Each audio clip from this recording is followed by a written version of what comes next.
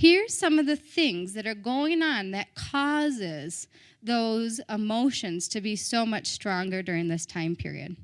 There's a couple things. One's called the developmental disjunction, and it has to do with brain growth.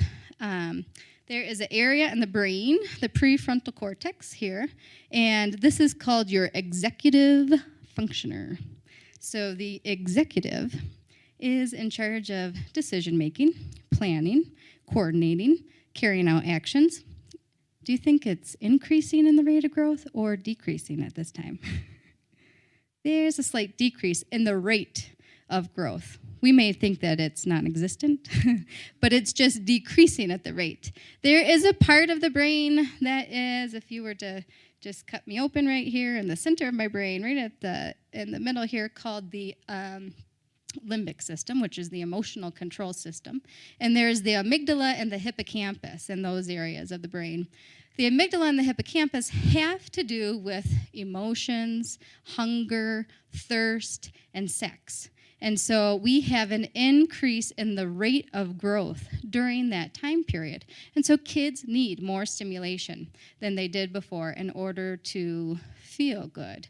And their emotional center of the brain is, you can think of it as lighting up more. It's growing faster. They're more emotional and less executive, okay? Less planning and problem solving. This area of the brain in the front is also part of the area that helps to control our impulses. And so children, adolescents, often act impulsively. And you even ask them, why did you do that? And they say, I don't know. I don't even know why I did that. That was a bad choice. You're absolutely right. I just did it. So that's some of the brain in terms of the areas. We also have changes in neurotransmitters. Neurotransmitters that change during this time period are serotonin and norepinephrine. Serotonin, norepinephrine are considered to be very, very similar, and dopamine. So we have a slight reduction in serotonin during this time period. It's not significant enough to make it problematic, but it does account for some of the reason that adolescents feel more depressed.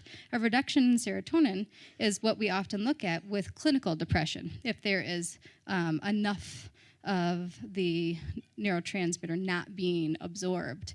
We don't see that with adolescents, but we see enough of a drop that it makes them feel more depressed.